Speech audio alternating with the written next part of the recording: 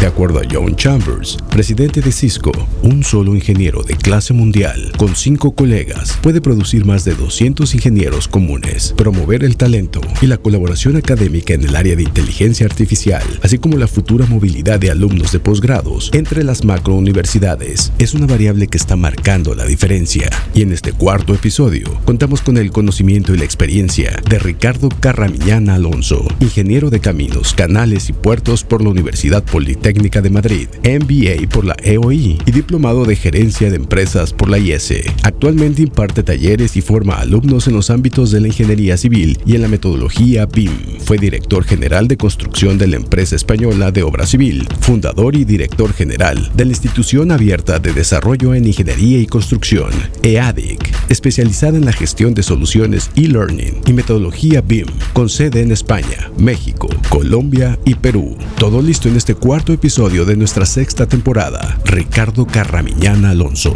en diálogos con la comunidad. Cubo.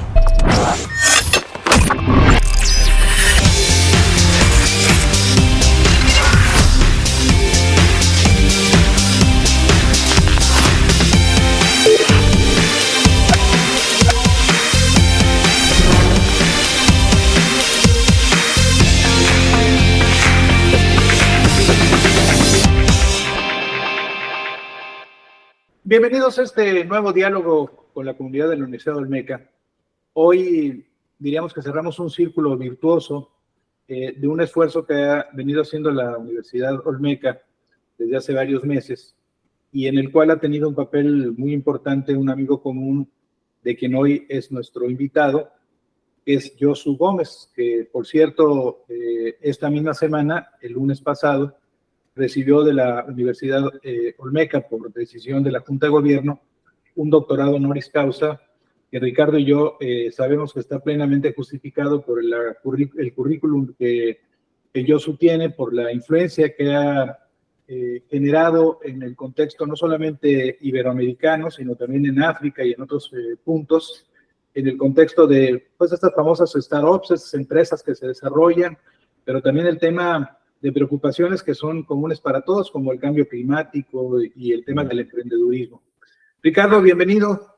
Es un placer tenerte con nosotros. Muchísimas gracias, Emilio, por invitarme a este espacio tan interesante que yo creo que acerca y potencia las competencias digitales de todos y de vosotros, de las instituciones, y las hace, digamos, más cotidianas para la ciudadanía. El poder compartir un espacio como este, creo que está, bueno, enhorabuena a vosotros por esta iniciativa, por desarrollarla, por liderarla, porque tú puedas ejercer de presentador, que también es un rol muy interesante. O sea, que enhorabuena por esta iniciativa. Pues vamos a tener una charla que seguramente será muy atractiva y a mí en lo particular me interesa mucho porque el área de ingeniería y arquitectura ha sido desde el nacimiento de esta institución una de las áreas a las que hemos puesto mucho énfasis, como te he platicado en las ocasiones que nos hemos visto, sobre todo en el contexto de la ingeniería petrolera, geología, geofísica, pero sobre todo también en la arquitectura. Y hoy se presentan nuevos retos, sobre todo porque a partir de la pandemia, muchas instituciones, incluyendo la que tú encabezas, pues hemos tenido que replantear nuestras estrategias, ¿no? Abrir nuestros espacios en algo que parecía difícil, pero que ustedes ya tienen un buen tiempo desarrollando. Y yo quisiera que me platicara sobre todo por qué una institución como la que tú encabezas, que tiene esta función de generar programas de inmersión internacional, puede ser una aliada importante para la Universidad de Olmeca. Bueno, pues te cuento también primero un poco de lo que es nuestra institución, el por qué, de dónde venimos, el por qué existimos y hacia dónde vamos, y cómo esta alianza realmente va a sumar valor fundamentalmente a muchos ingenieros y arquitectos de México, ¿no? Y, por extensión, de toda Latinoamérica. Nosotros nacimos como una institución que daba respuesta a necesidades que estábamos encontrando en el ámbito profesional, en las empresas. las empresas de ingeniería, arquitectura y construcción, los técnicos, digamos, que trabajaban y lideraban esas empresas son ingenieros y arquitectos que se habían formado en universidades. Y luego en el desarrollo profesional detectábamos en las empresas, yo era director de una constructora de obra civil durante bastantes años aquí en España, y yo detectaba que requería unas habilidades, unos conocimientos y un expertise de los ingenieros que no traían y que nos costaba bastante desarrollar en campo. Y los proyectos y probablemente las inversiones que en España se desarrollaron desde los años desde el 98 hasta el 2008, 2010, durante 10-12 años, fueron enormes, proyectos muy grandes, muy avanzados, demandaban personas muy preparadas y, digamos, no llegábamos a tiempo con los ingenieros y los arquitectos. Y en ese momento yo, que era director de una constructora, me di cuenta que no encontraba instituciones educativas que estuvieran actualizando el expertise de ingenieros en ejercicio recién salidos de la universidad y que las empresas estaban demandando. Entonces, esa fue la razón fundamental del comienzo de ADIC hace 12 años. El coger ingenieros y arquitectos formados en la universidad y actualizarlos e integrarlos en procesos de diseño y construcción al máximo nivel posible. Es decir, que aprendieran y crecieran más rápido y que las empresas pudieran tener a los ingenieros listos para el trabajo que realmente ellos estaban demandando. Por ejemplo, el uso de software informático, el uso, por ejemplo, o el empleo de la metodología BIM en los proyectos. Los ingenieros y los arquitectos no lo traían de la universidad. En cambio, los grandes proyectos internacionales estaban demandando esas habilidades. Entonces, había un gap entre la universidad muy grande, entre esa universidad y el, digamos, y el mercado profesional de ingeniería, arquitectura e infraestructuras. Entonces, nosotros comenzamos ese periplo como una entidad atípica, distinta en ese sentido, porque queríamos rellenar ese gap que no existía. Y además lo queríamos hacer ya desde hace 12 años de forma online, porque no solo queríamos formar a ingenieros españoles, sino queríamos también formar a ingenieros colombianos, peruanos, mexicanos, y sobre todo que aprendieran de los profesionales que en España en los 10 o 15 años anteriores habían desarrollado las infraestructuras más avanzadas. Pensamos, estos son los mejores profesores, los que acaban de terminar las ferrocarriles de alta velocidad, las autopistas, la modernización de aeropuertos, todo tipo de obras hidráulicas. Estos son los profesores que tienen que formar a esos ingenieros y arquitectos para que cojan velocidad y adaptación inmediata a lo que la empresa está demandando. Entonces, eso fue nuestro nacimiento, nuestra razón de ser, nuestro porqué. Y hoy en día ya llevamos pues 12 años trabajando en Latinoamérica con presencia permanente en varios países. Estamos también en los últimos años comenzando operaciones en Oriente Medio y en la India con programas en inglés y haciendo una verdadera red de expertos de ingeniería de todo el mundo. Hasta ahora hemos trabajado muchísimo con una red latinoamericana, ¿no? Porque en el fondo hemos visto que a nosotros, los ingenieros españoles y los latinoamericanos, nos resulta incómodo participar en inglés, ¿no? En formaciones y en el trabajo.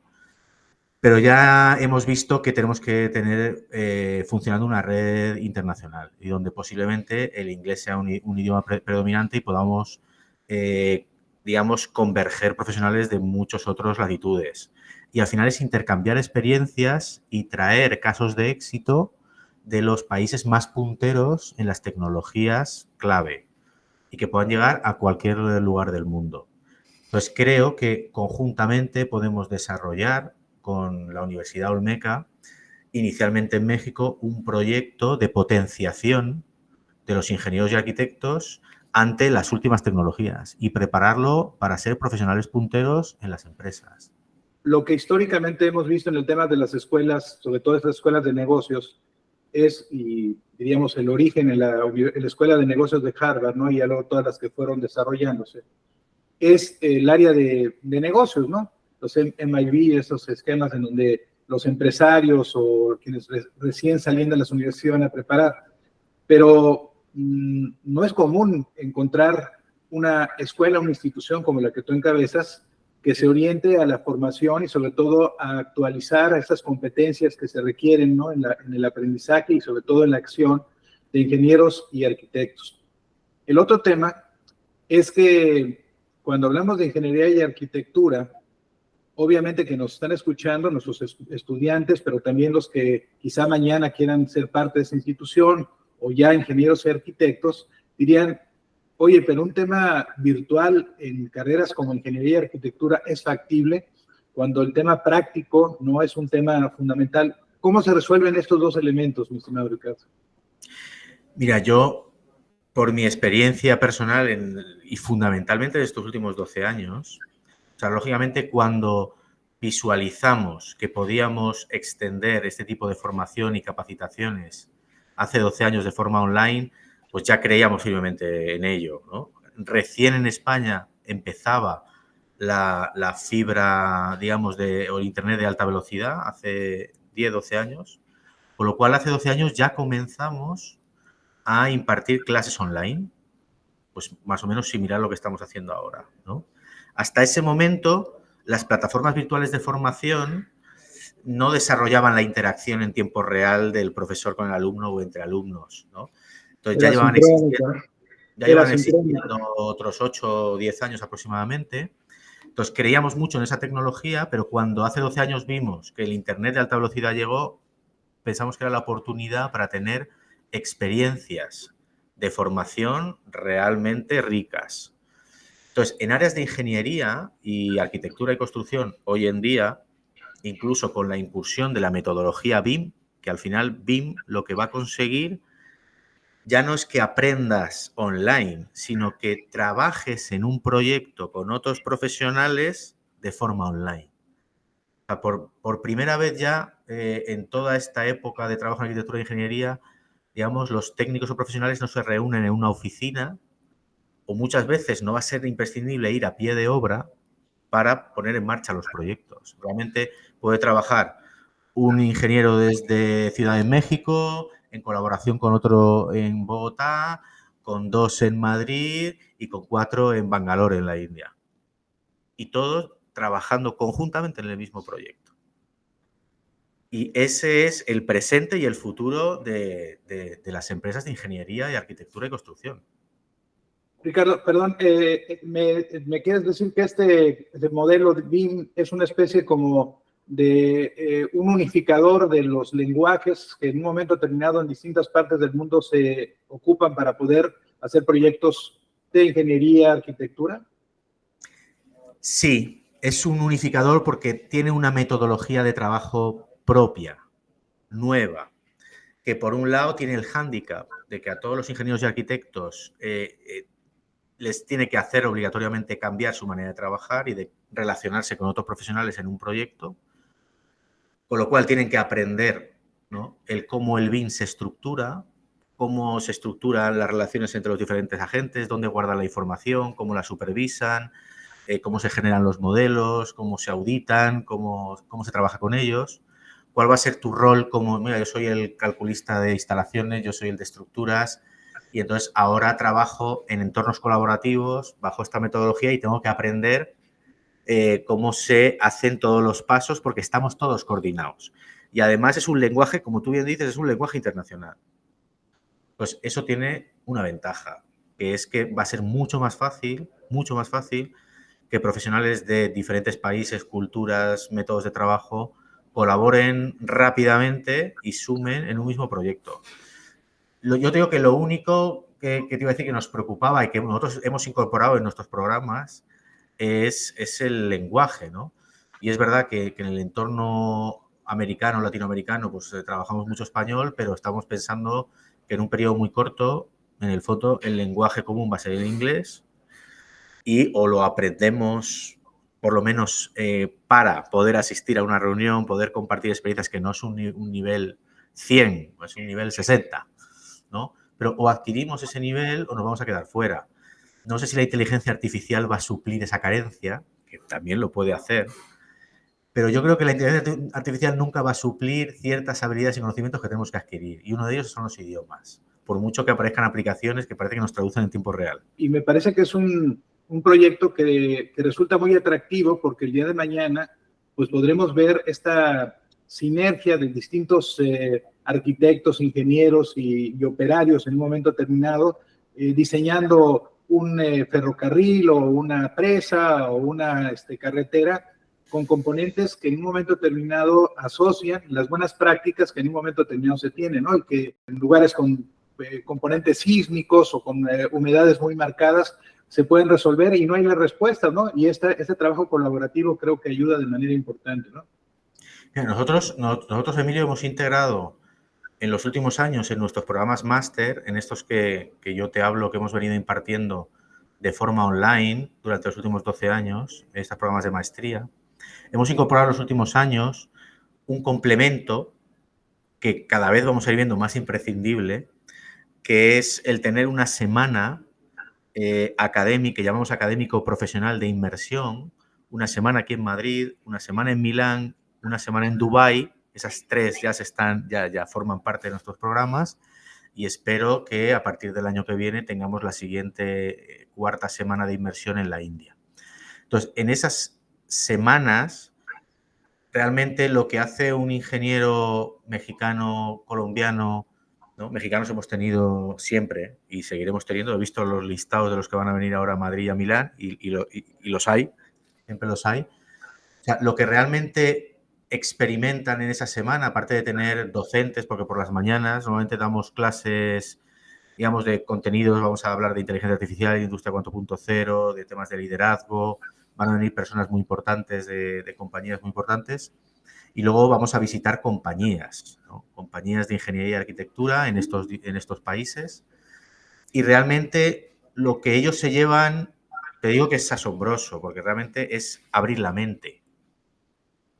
Y dices, ¿cómo que en una semana en Dubái se me puede abrir la mente? Si además no me gusta la arquitectura de Dubái, me parece, ¿no?, que no es apropiada, por ejemplo. Pero es otra cultura, es otro mundo, es otro lenguaje, es otra velocidad. Entonces, el estar con otros profesionales, compartiendo una semana, ingenieros como tú de muchos países, interactuando con ingenieros por ejemplo, en Dubái hay una diáspora de ingenieros de todo el mundo trabajando en compañías internacionales y tú pudiendo estar con ellos preguntándoles, explicándote qué es lo que hacen, cómo lo hacen, por qué lo hacen, realmente tiene un efecto, te diría, bastante indeleble. O sea, te abre la mente, ¿no? Y es como que se produce un clic y vuelves a tu país diciendo ya no más se me va a cerrar. Tengo ganas de más y ahora mismo lo que tengo por delante es el mundo. No es ni siquiera mi región. Y eso no quiere decir que tengas que abandonar tu país para trabajar, no va de eso. Va de tener tu mente abierta, ¿no?, a otras tecnologías, a otras empresas, a casos de éxito de otros lugares y que tú puedas interactuar con ellos de forma natural, cotidiana y recurrente. Eso que tú que eres ingeniero, obviamente de profesión y de actuación, esos elementos del pasado son vigentes hoy. Los estudiantes de ingeniería y arquitectura tienen que tomar en cuenta esos componentes, el arco maya que se desarrolló 150 años antes de Cristo, ¿son elementos que todavía son vigentes o eso ya hay que desecharlo y empezar con un proyecto que tiene que ver con lo que es hoy, con la inteligencia artificial, sí, con estos elementos? Lo primero que tú adviertes cuando ves ese tipo de lugares es cómo esta civilización hace tantísimos años era capaz de tener esta visión geométrica, espacial, esta filosofía de vida para construir y vivir en un lugar como este, ¿no? Es absolutamente asombroso.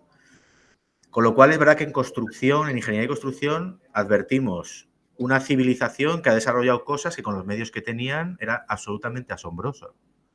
Estaban en el top de la tecnología y hoy en día, donde hay un culto, ¿no?, y sobre todo en los últimos 20, 25 años, un culto a la tecnología enorme, ¿no?, y no tanto a lo mejor a la construcción física.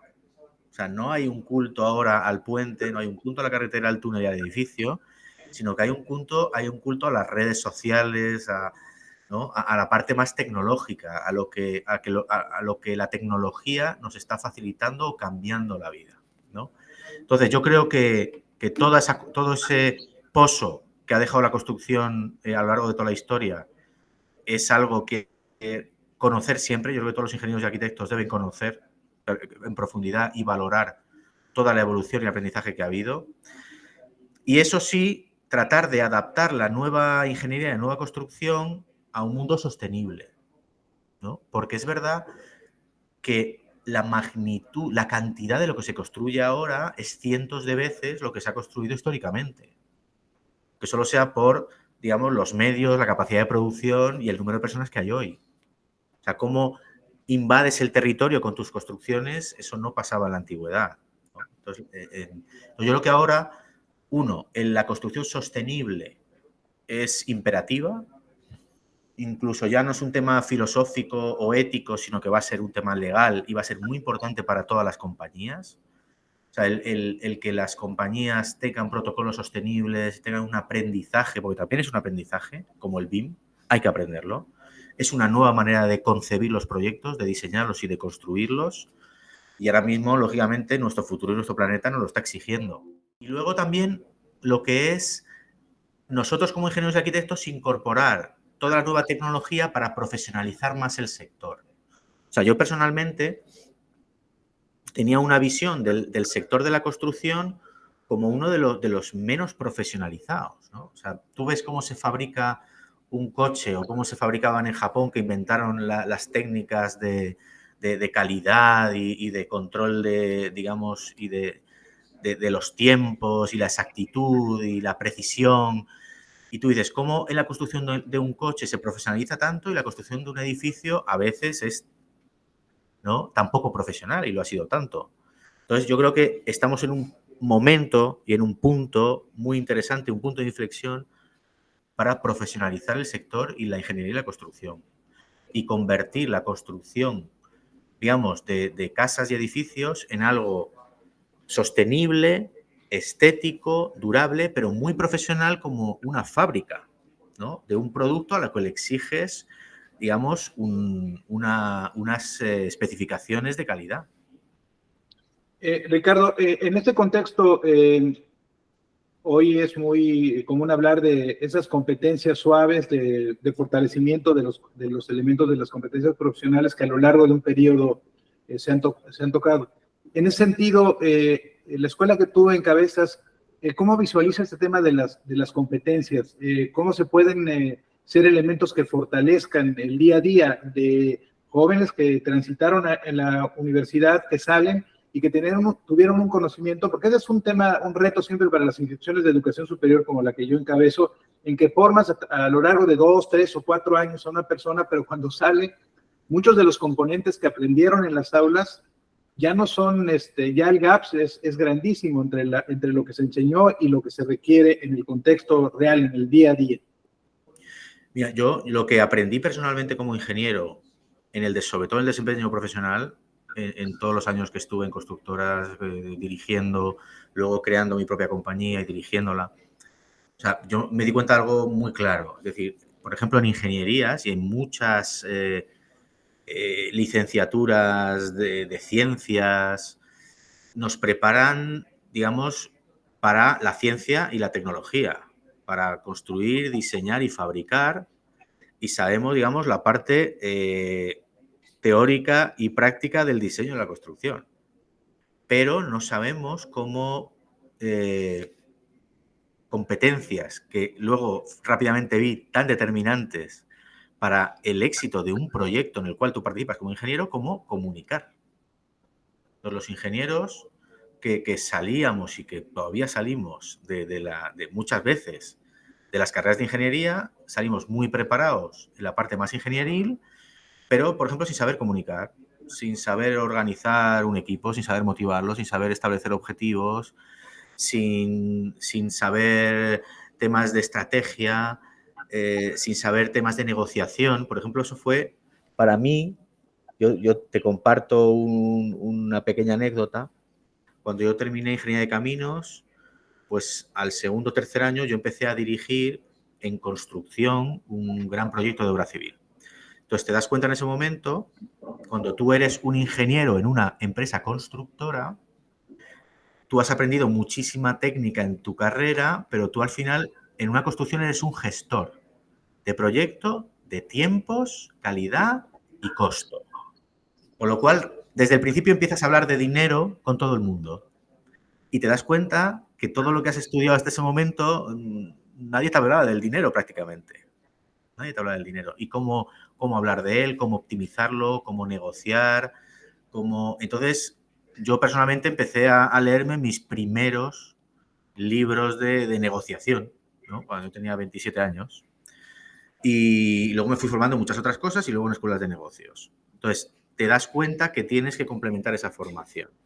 Es verdad que nosotros aquí hoy tenemos el reto y posiblemente la obligación de anticiparlo un poco, ¿no? O antes. Es decir, oye, vamos a intentar ir incursionando y digamos, poniendo a los estudiantes de ingeniería en situaciones reales, en lo que va a ser el poder, si tú participas en el diseño de una carretera o en la ejecución de una carretera, que se pueda ejecutar. Y no solo vale el conocimiento de las fórmulas de resistencia de materiales, o sea, vale cómo tú aglutinas a los subcontratistas, los fabricantes, tu propio equipo, las máquinas y cómo consigues como líder, por ejemplo, de ese proyecto, de que se lleve a cabo en tiempo, costo y calidad. Entonces, es como, yo cuando empecé a trabajar de director o de ingeniero en un proyecto, me di cuenta que me faltaba otra carrera universitaria, ¿no? Sobre la marcha. Entonces, yo creo que nosotros, las entidades educativas, sí que tenemos este reto de ir anticipándoselo. Nosotros creemos, como tú, que el médico, el arquitecto, el doctor, el odontólogo, el abogado, tienen que desarrollar ciertas competencias que les permitan desarrollarse. Por ejemplo, un médico, ¿no? Es que cuando les incorporamos estas microcredenciales con las que estamos trabajando ahora y les demos ambientes de administración, les digo, bueno, a ver, tú eres doctor y vas a ser doctor toda la vida, pero mañana a lo mejor vas a querer tener un consultorio o quizá mañana construir un hospital y tienes que saber cómo se gestiona.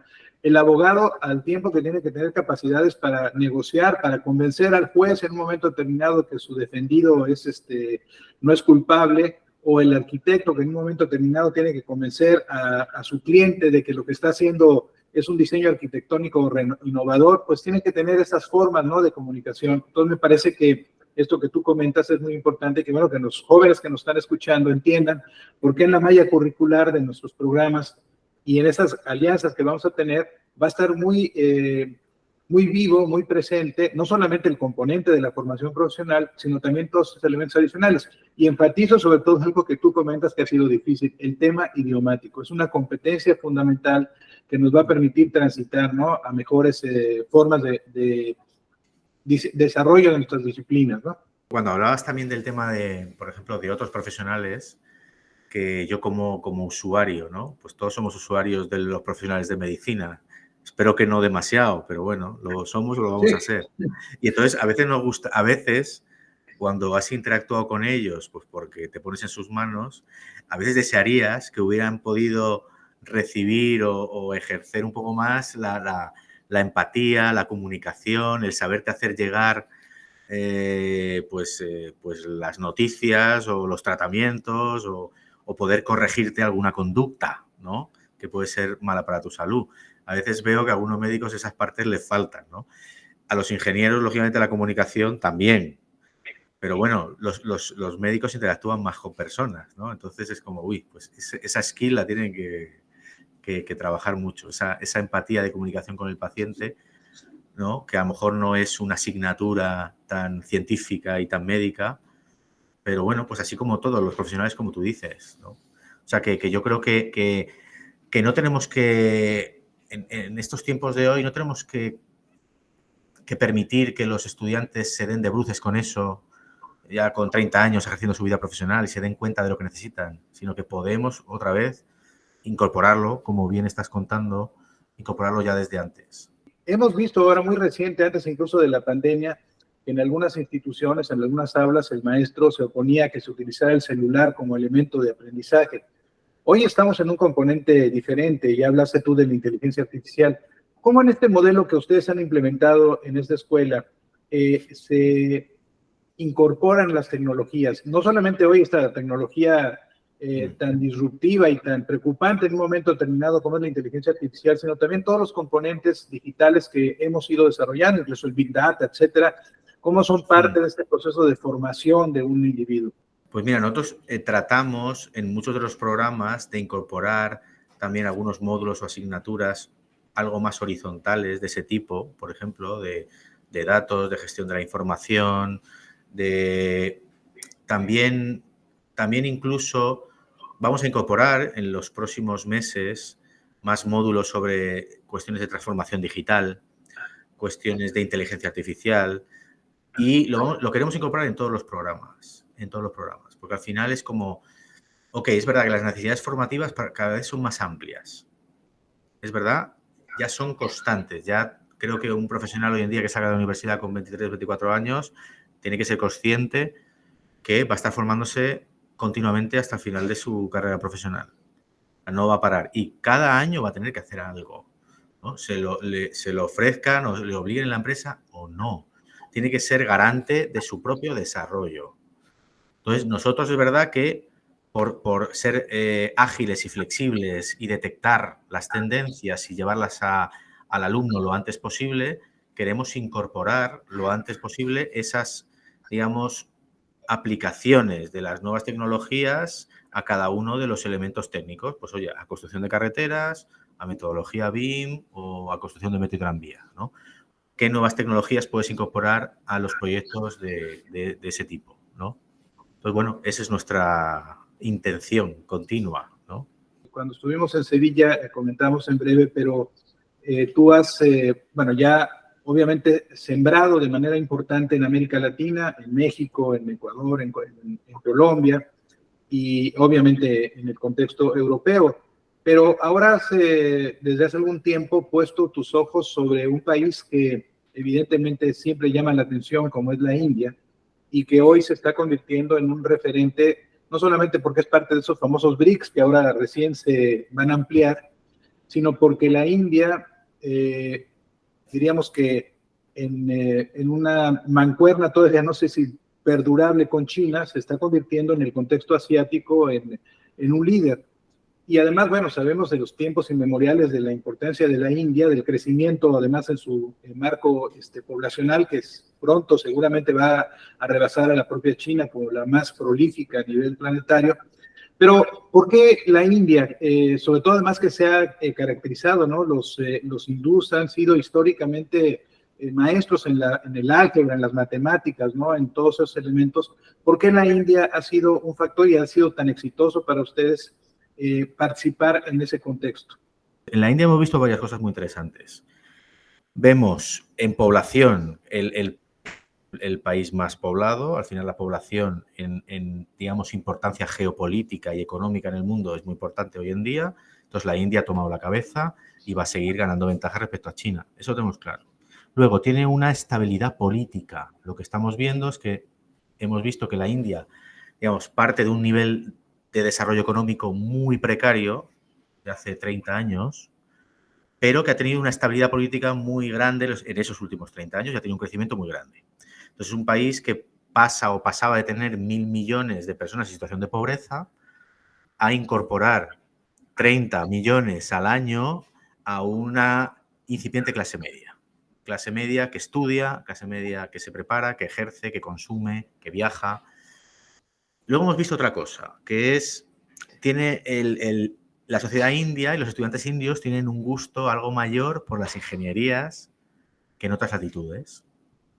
Porque eso no lo hemos comentado en esta conversación, pero también hemos advertido que hay un menor gusto en los últimos años por ciertas ingenierías, por el estudiante, ¿no? Por la razón que sea, son menos seductoras, menos atractivas y porque es verdad que posiblemente muchas de ellas estén penalizadas en su posible aspiración económica o de desarrollo, poniendo aparte las ingenierías de software, desarrollo de software, ¿no? Esas sí que están muy bien, tal. Pero el resto de ingenierías parece que en los últimos años están un poco penalizadas. Con lo cual el estudiante está un poco menos atraído por ellas. En la India vemos que las ingenierías tienen mucho tirón. Entonces, yo creo que el 50 o el 60% de los desarrolladores de informática del mundo están allí y van a estar allí.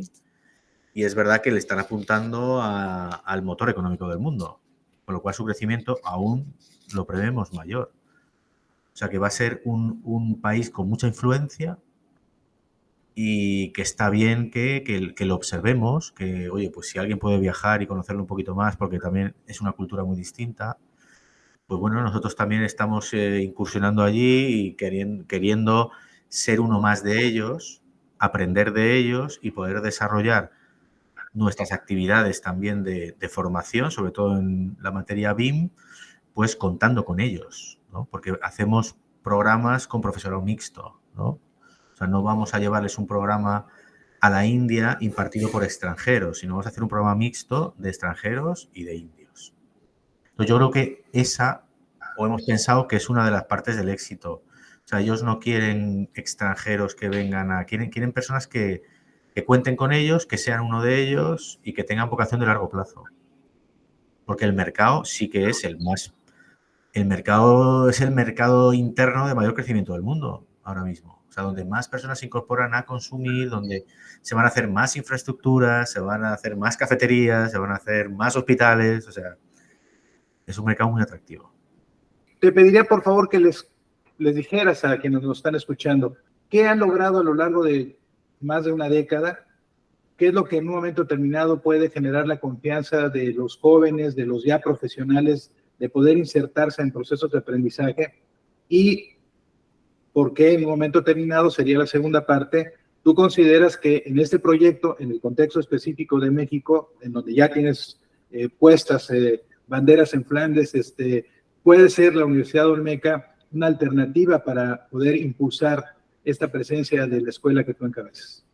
Nosotros estamos en condiciones, por la trayectoria que traemos todos estos años y sobre todo ya los casos, ¿no?, de éxito de todos nuestros antiguos alumnos, o sea, podemos garantizar un cambio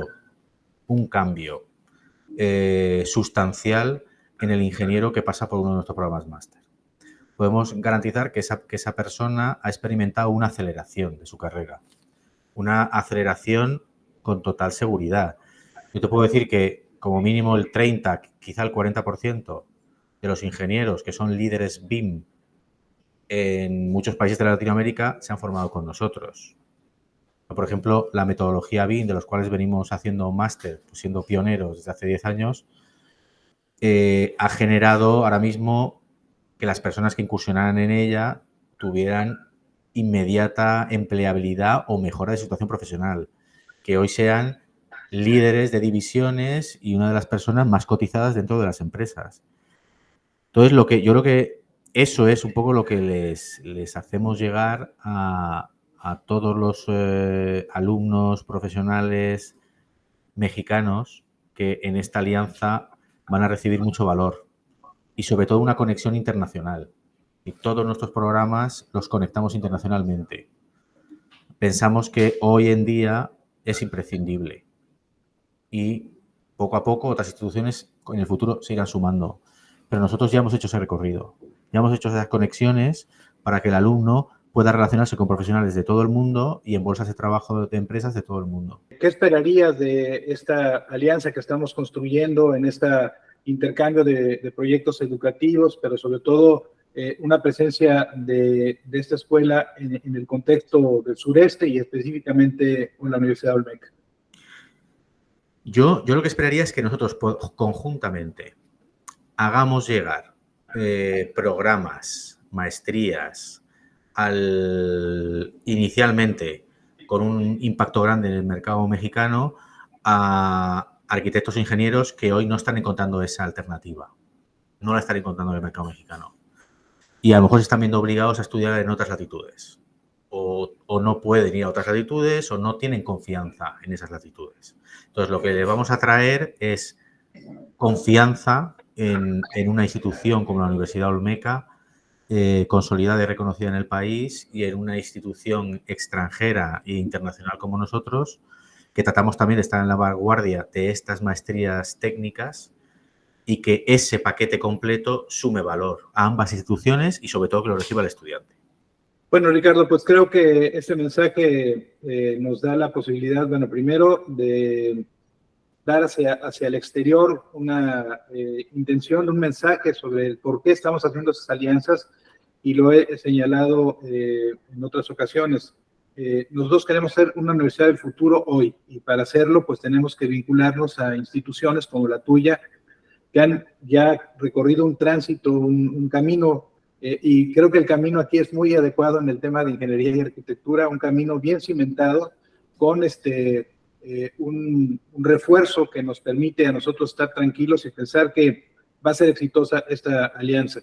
Y Ricardo, bueno, pues agradecerte el espacio que nos has dado, esta probadita, ¿no?, de lo que será, sin lugar a dudas, esta alianza con esta escuela que ya tiene un prestigio, que tiene un camino recorrido, y espero que, bueno, la confianza que tú nos has brindado, esta camaradería que hemos configurado contigo, con Carlos, con tus colaboradores, pues se fortalezca y pronto podamos construir ya, como lo hemos planteado, proyectos concretos, esta mixtura que en un momento determinado pueda permitir que lo que aquí ofertemos, obviamente con el sello de la casa de ustedes, que es el sello de calidad y pertinencia, pues nos permite también a la universidad seguir en esta ruta que ya por 32 años hemos hecho nuestra. Pues muchísimas gracias de verdad a vosotros por este espacio, porque podamos participar conjuntamente en esta gran iniciativa, porque sí que te puedo garantizar que nos transmitís una enorme confianza, una enorme tranquilidad y seguridad. Esto no deja de ser una alianza internacional entre compañías que originariamente se encuentran muy lejos y entonces imperan las sinergias, las experiencias mutuas y la confianza y las personas. Y te puedo garantizar que lo que nosotros hemos visto en ti y en las personas de tu institución nos inspira en esa confianza y el cariño hacia el estudiante y hacia hacer cosas nuevas y de valor hacia los estudiantes. No, al contrario, Ricardo, pues gracias. Espero pronto nos veamos. Has prometido que harás una escala por este sureste pronto. Espero que te podamos ver y abrazar y que conozcas nuestra institución. Pero sobre todo, bueno, esta es la oportunidad para agradecerte de manera recíproca la confianza que has puesto en nuestra institución, y nosotros obviamente tenemos plena certidumbre de que esta alianza será muy fructífera y que ayudará obviamente a Tabasco, pero también a la región y al país a poder modernizar nuestras estrategias. Históricamente, ya lo dije, ¿no?, México es un país con enorme tradición en arquitectura y en ingeniería, pero obviamente tiene que ponerse a la vanguardia en estos últimos tiempos. Pero obviamente el tema del cambio climático, que es una preocupación de nuestro compañero Josu Gómez, pues nos hará que implementemos acciones, ¿no?, estrategias de ingeniería y arquitectura para poder poner a salvo territorios que hoy, en este contexto del cambio climático, están evidentemente en riesgo, Ricardo. Un abrazo virtual a todos vosotros. Y espero que nos veamos pronto. Y gracias a quienes nos hicieron favor de estar en este nuevo capítulo, en esta sexta temporada de Diálogos con la Comunidad de la Universidad Olmeca. Me parece que el mensaje que hemos transmitido, sobre todo en esos 3 últimos programas, evidencia el proyecto de la universidad, siguiendo las instrucciones de la Junta de Gobierno, de ponernos a la vanguardia, de establecer alianzas que puedan ser factibles para poder generar esos cambios que requiere hoy nuestra institución, para poder estar a la vanguardia como siempre ha estado desde que nació hace 32 años. Y hasta la próxima.